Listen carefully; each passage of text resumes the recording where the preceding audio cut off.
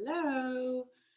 Hi everyone. Hope you're well. Hope you're keeping up with your crochet stitches and well on your way to making a blanket. If you don't know what I'm talking about, then this is week 3 of a multi-stitch blanket, and the videos for the previous 2 weeks are just really easy to find on the Virtual Village Haul Facebook page. If you just type in the little search blanket, and you can go back and you can see last week's and the week before, where I talk about the sizes and then the general stitches in week 1, and then some decorative stitches last week. And then technology is working this week, so hopefully it should be a little bit easier to see what I'm doing with my hands. But the stitches we're going to cover today will be this one here, the Jacob's Ladder. So it's a little bit of an illusion stitch. It's actually very easy, and you get this nice kind of mix and match colour effect. We're going to also do, where's it gone? The shell stitch. Might start with that one. I'm surprised we haven't done that already, actually, because this one is very easy. So it's very similar to a kind of granny stripe. So I'll run through how to do that one. That's a really good way to fill up a few lines. And then have I used it on this one? Maybe I haven't used it on this one, but the other one's a popcorn stitch, which I don't even have on this either. But you'll see what that is in a moment. So 3 stitches. And then next, I think it's actually, you've got a week space then, and then I think it's a fortnight to the last one. But we'll cover borders and also mosaic crochet in that session. So the mosaic is this navy and grey stitch by here. All right, do as always add any comments or questions in the text box, and I'll try and read them as we go. And if I miss any, I'll get back to them later. So yes, I was thinking, oh yeah, there was also, I just had a lovely compliment actually from someone who has just finished their second multi-stitch blanket, and they were saying how it's their favourite project because it's really easy to pick up and put down, because you can literally choose the stitch based on the mood that you're feeling that day. So if you're feeling like concentrating, you can do a difficult line. If you feel like just chilling out and you know there's something you actually want to watch on telly, then you can do one of the simple lines. But whatever you do, these blankets look great. So I would recommend giving it a go if you haven't started one already. All right, so let's get started. And then I think I'm going to put on my hands. So we're just going to go in with the shell stitch. Now, we're working mostly on like a 12 stitch sampler. So where you've got a row of 12 stitches ready to use. And that's just like a nice, easy way to practice the stitch before you jump in on your blanket. And then with this shell, I'll just try and show you this little picture that I've got here of the process. It's basically got these little domes and then a single stitch in between. We're starting on the end of the row, so we don't want it to obviously go over the edge. So we're not going to include those 2 extras. That'll probably sound a bit strange at the moment, but let me get started and then you'll hopefully understand what I mean. And as always, I put the written instructions in the comments afterwards. So all I'm doing at the moment is starting with 3 chains. Okay, so I've started a new colour just because I fancied something new, and then I've just put 3 chains into that colour. Then I'm going back into the hole right at the bottom there where my previous colour was, and I'm going to put 2 treble crochets. So treble crochet is the one where you go yarn over, you go inside. I'm not going to weave in my threads today, but if you did want to, you would just need to make sure they were on top of the crochet hook. And then you're going to be pulling that yarn through, then yarn over, pull through 2, yarn over, pull through 2. Okay, so that's your first treble crochet in the hole. And then you're just going to do that again. So yarn over, into the hole, below the same one, and then do a treble crochet again. So that's the one where you pull through 2 and pull through 2 again. What we've created there is actually very much like a granny stripe, but it's, in this case, it's going to be kind of half of our shell. A full-size shell is actually 5 treble crochets. So we've just done 2 and this little bit here, which is the chains, and that's going to help start the row off. And then I just quickly look at my instructions to remember how many chains I miss. And then you're going to go into the 3rd one. So you're going to skip number 1, skip number 2, and go into the 3rd one. So going over to here, and then you're just doing a double crochet, so the smallest of the stitches. That's where you pick up the yarn from behind, pull it through, yarn over, and just pull through the 2. So it's quite a small stitch. Then we're going to skip 2 and we're going to put 5 treble crochets in that hole there. So it feels like a lot, but it kind of fans out and makes these nice shell effects in a moment. So that's just the one we've just been doing. So it's yarn over into the 3rd stitch, picking up the thread from behind, yarn over, pull through 2, yarn over, pull through 2. That's 1 of 5. So I'll just go a little bit faster for the next 4. 2, 3, 4, and finally number 5.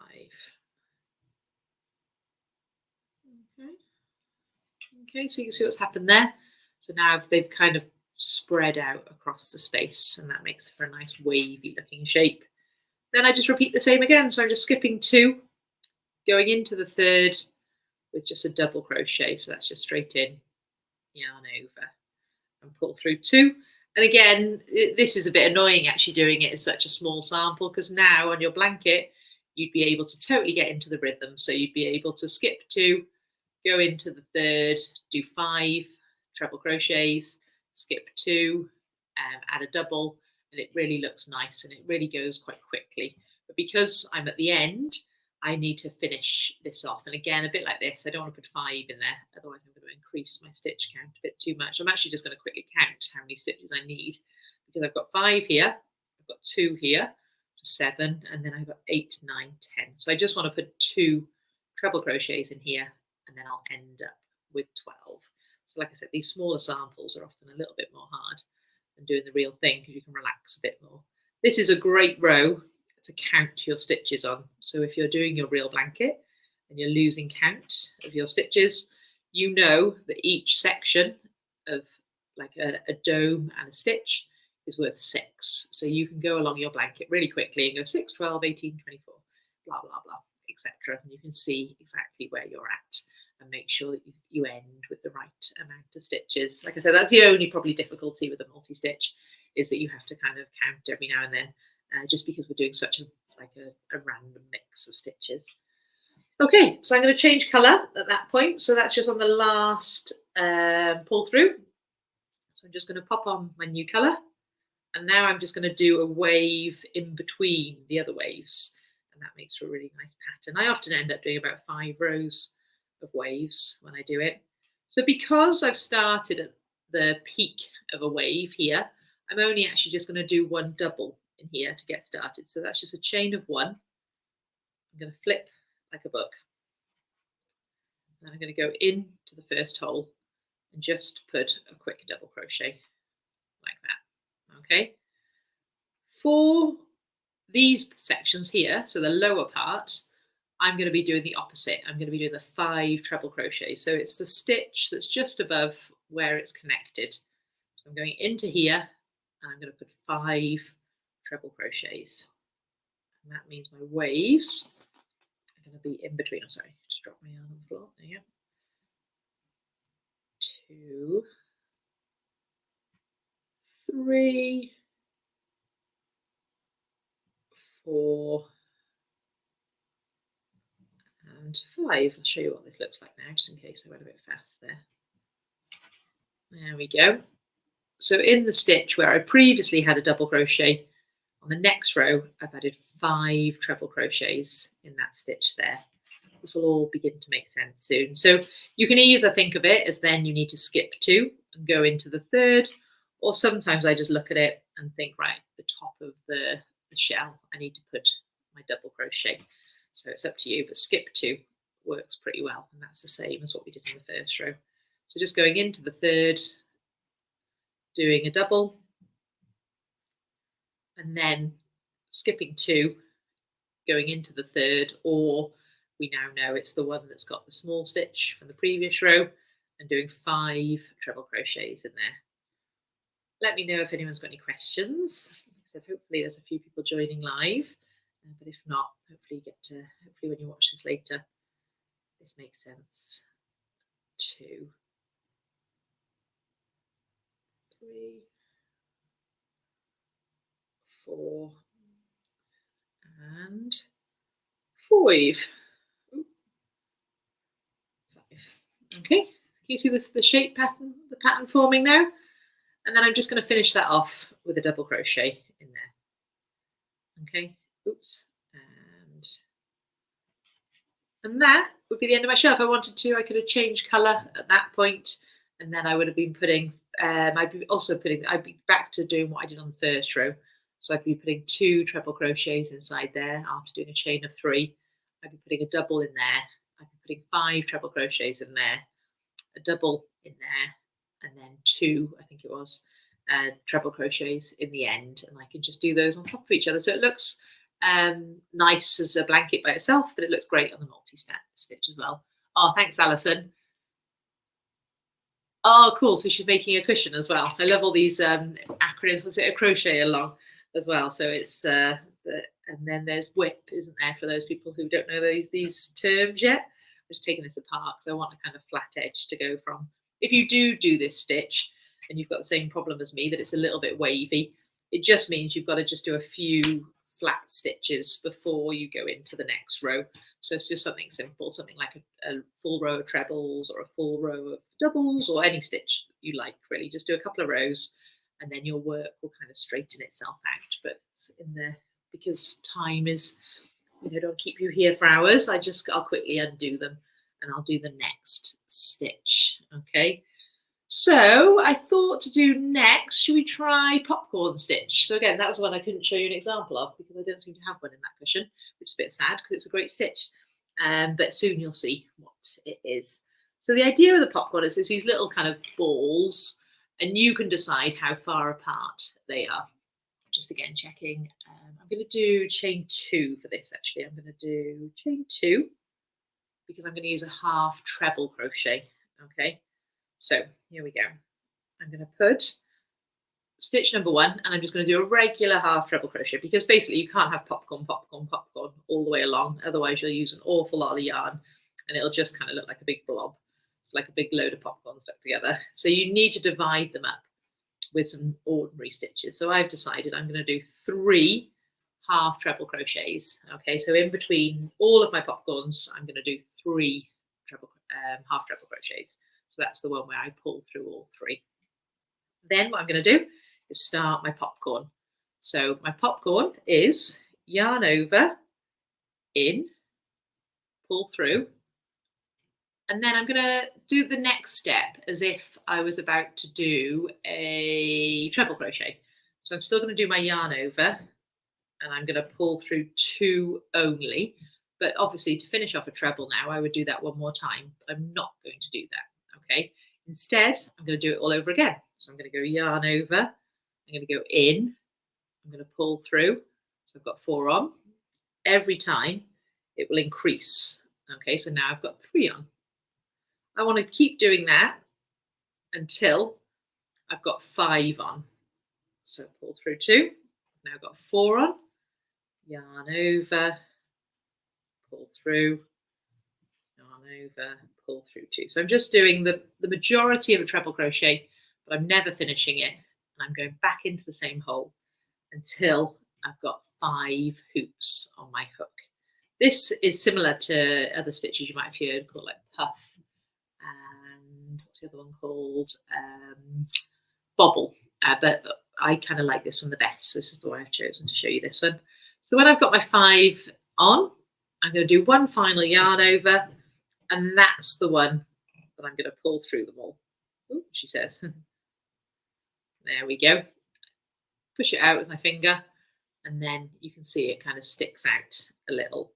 Then I'm going to do 3 half treble crochets in the next 3 V stitches there. So that's where I go yarn over, in. So just an ordinary stitch now to divide them. Oops, I feel like I missed something there. Did I? I just got a yarn over, did I? Yarn over, in. That's it. And hopefully when I've done the boring stitches either side, the puff is currently gone out to the back. That's the good thing with this stitch, is once you've decided which is the front and which is the back of your blanket, you can decide which way to push it, and you could always change it as well, like so. So I'll do it again. So yarn over, so I think I did 3 yet, yarn over in. This time I might try and make it even bigger because it's not that puffy actually. So I'm going to do, I can do this as many times as I like. I'll keep going till I get to about 7. That might be better.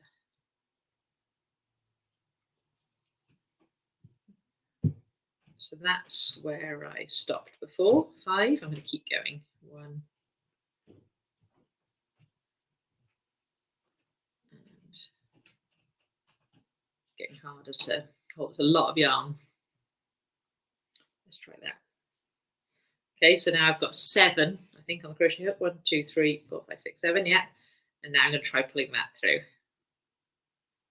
That's made a bigger puff. So look at that. I'll do the 3 after it just to show you the difference. 1, 2, and 3. So you may want to see what suits you and suits your blanket. And then I'm pushing that through. That's much better, isn't it? So that's much more pronounced. So again, depends on what sort of look you want. I'll attempt to show you how to change colour as well. So you can have these little puffs in different colours. So I'll just quickly finish this row. I won't put another one in. I think hopefully you've got the idea. I'll just get to the end. And then I'll keep in the same colour for now. 1, 2, 3. Or 2, isn't it? Because it's, sorry, half treble. And I'll attempt to show you. It's quite tricky to kind of get your head round, but once you get the rhythm of it, it's not too bad. So I'll do a few plain stitches to divide them up. I'm not going to put it directly on top of my previous row because I think that might end up getting a bit messy. I think that's the stitch there. Okay, I'm going to do it by here. Okay, so oh, actually I'm not because I need to change colour, so I'll do one more. Okay, so now when I would pull through the new colour, because I want to do my next bobble in the new colour, so I just do that the same way as I do on the ends. I just fold it over the crochet hook and pull it through on the last pull through, like so. And then I'm going to do my bobble, but the important thing is when I go into that crochet stitch, not only does the tail of my new colour have to go through, I must carry through my old colour because I want that to be ready for me when I get to the end. I don't want to be cutting them all off and weaving them all in afterwards. I want it to just carry through. So you just got to make sure those two are the height of the stitch, so basically above the crochet hook, and then you're just pulling through the colour that you want. So those are just kind of tucked in. So I'm pulling that through, and then I'm just going to do the process. So pull through 2, pull through 2. And you see those, I've kept them nice and high. Once you've held it in place once, you shouldn't have to do it anymore, but I am holding it to make sure that they don't kind of fall down, sorry, and get stuck underneath. So I'm just kind of making sure when I hold it that they're above. I can't remember now whether I pulled through. Oh well, I'll do it one more time. I think I did. I think it's going to be the biggest puff ever. Pull through 2. I'll do one more. And pull through 2. Okay, so there's my new colour. Now I want to do the spaces in between with the grey. So now on the last pull through, which is the one that goes through them all, I'm putting my grey back in play. That's the one that's coming to the top. And then I'm pulling that one through all of them. So now that's my blue puff amongst my grey stitches. And now when I go to do my my grey half trebles, I'm going to need to make sure that my blue yarn, my colour change, is the height of the stitch. Like I said, it is quite hard to explain. Definitely takes a little bit of practice, but it does make a lovely effect if you can handle it.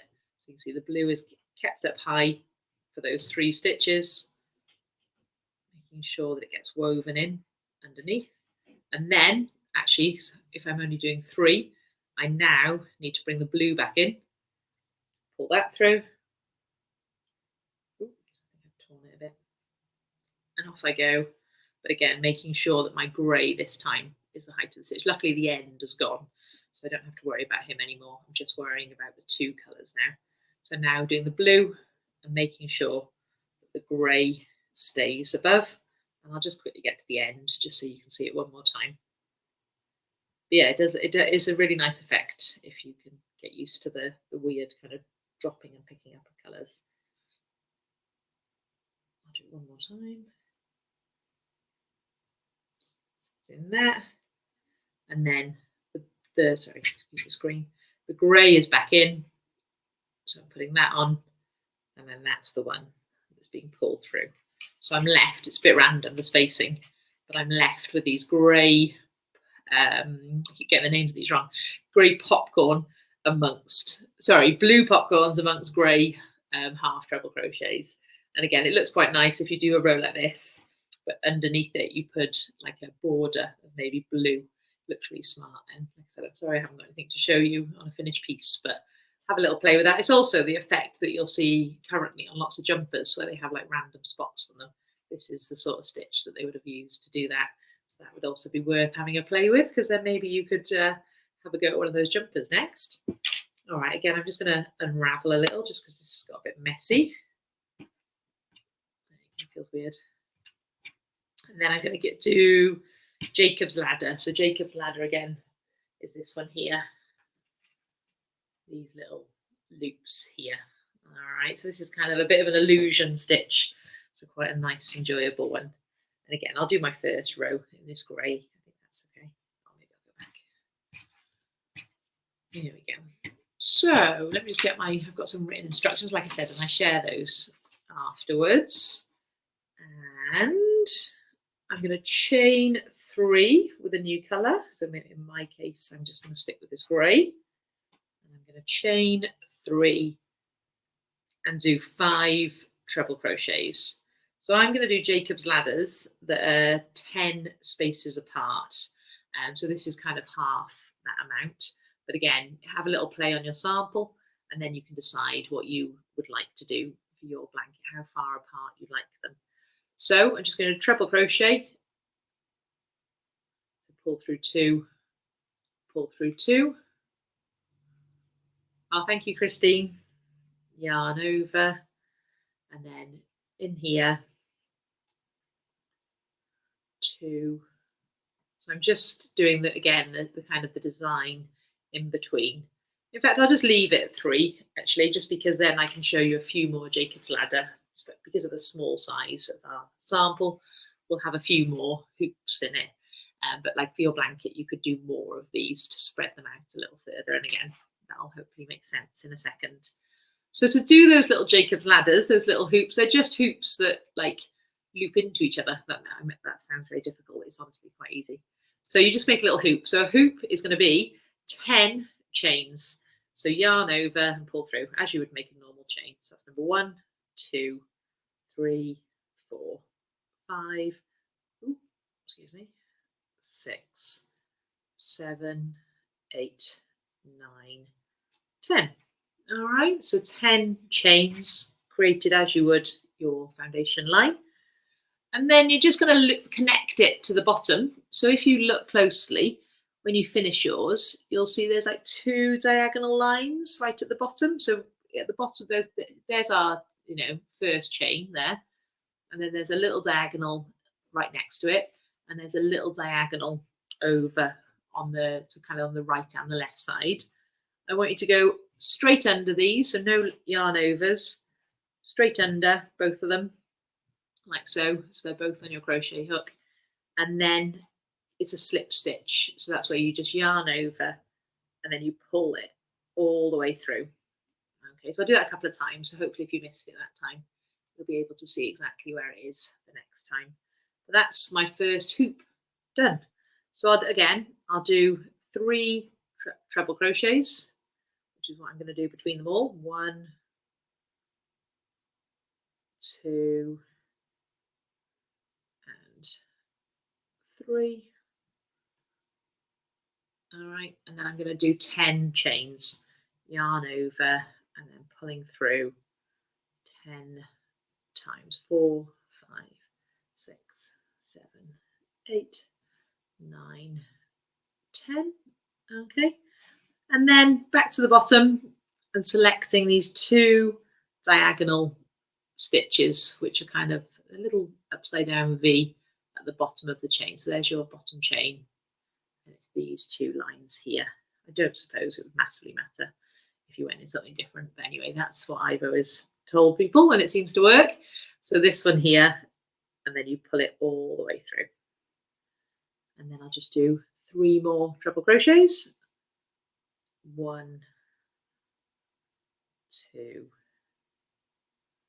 and 3. I'm actually randomly going to stop there in the middle of the line because there's actually quite a lot of rows to Jacob's ladder, and if I keep going, we're going to be here for ages, and I know there's yoga after me. So I'm just going to keep going because there's about, I need to show you 1, 2, 3, 4. I need to show you 6 lines for it to make sense.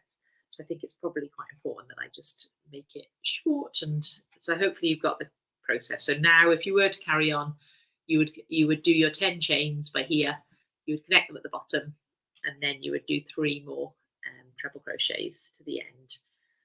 So we need those to be on one side or the other. So this stitch is one of the stitches that we've done in this blanket. I've got 2 on there, sorry. Yeah, sort that out, sorry.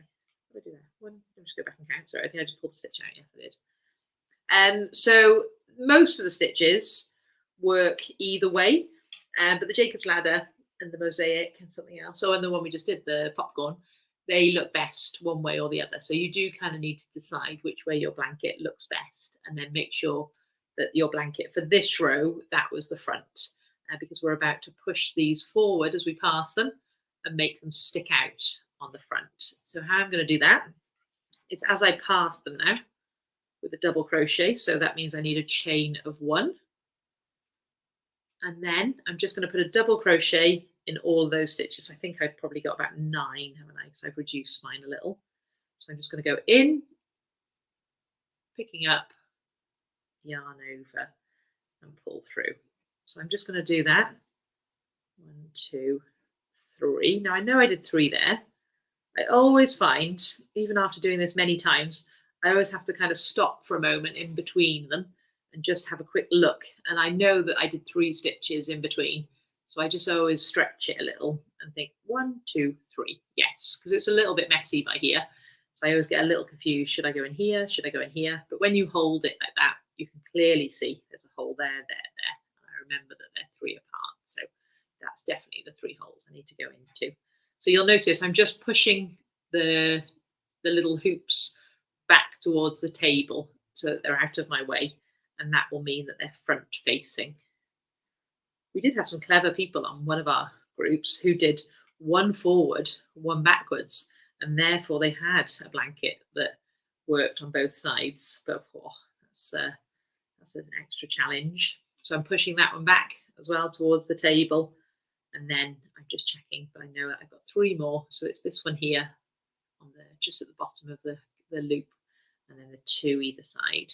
So 2 either side, 2 to the left, then all the way back to the beginning.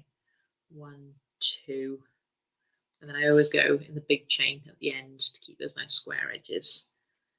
Okay, so you'll notice I did that in the same colour, which is, my friend actually did it in different colours, and it did actually look quite cool. I would have never thought of doing that. So again, all these are kind of up for trying new stuff, but I've kept the same colour. But now for the next row, I'm bringing in my new colour at the end, chaining 3 with it, and then I'm literally going to repeat rows 1 and 2 exactly the same. I want those loops to be in exactly the same position. So if you counted 5, you do 5 again. If you counted 3, you do 3 again. So I just do the same. So I counted 3 treble crochets, 1, 2, and 3. Then I do 10 chains, 1, 2, 3, 4, 5, 6, 7, 8, 9, 10. Then I connect it at the bottom with the 2 diagonals, like so. So as you can see, you can kind of get into quite a rhythm with this. It's definitely one that you could do whilst watching telly. It's not too difficult at all. 2. So I did 3. So I counted those. So that means I'm ready to do another 10. 1, 2, 3, 4, 5, 6, 7, 8, 9, 10. If I do have any like beginner crocheters watching, that's always the thing I tell people to do, is just to sit and just make the world's longest chain. And what you'll find is by the end of that chain, your hands are doing what they need to do, because it is a funny process. You know, you're moving your right and your left hands differently than normal. But I really find making a chain really helps you kind of warm up. So you can unravel it at the end, but it's just a good way to kind of get those hands doing what they should do. Okay, so now I'm doing the same as I did in row 2. So that was chaining 1 and then doing a whole row of double crochet along. So that's the one you go straight in. But as I pass my hoops, I'm going to push them down towards the table, so away from me. All right, so that's coming down, going into the stitch to the left and the right of it. And like I said, for the count that I've done, I know that I've got 3 stitches each side, so I'm just kind of keeping count of that.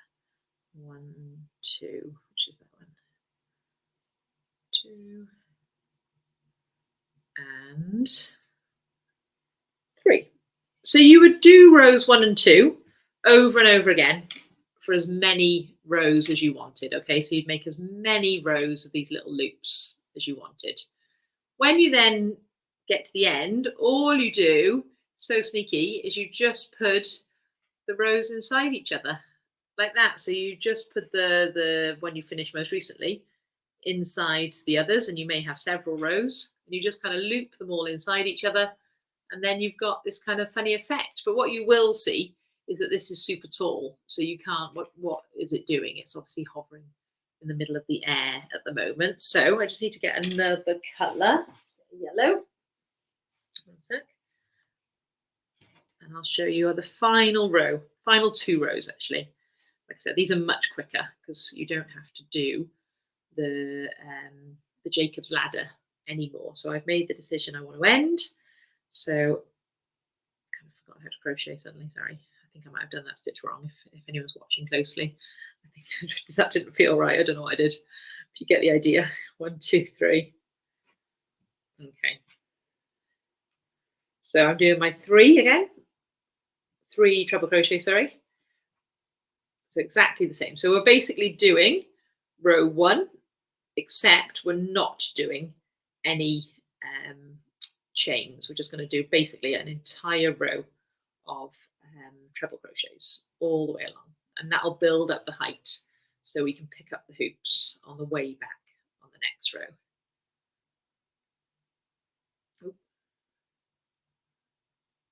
Yeah, so hopefully this will give you confidence to go and seek out other stitches. It really did open my eyes, and then along the way you might find a few YouTubers that you like. That's how I've found most of these stitches, and then I've just kind of adapted them to suit the blanket. But yeah, so it's been a really nice a nice project to have near the sofa and ready to pick up whenever I feel like it.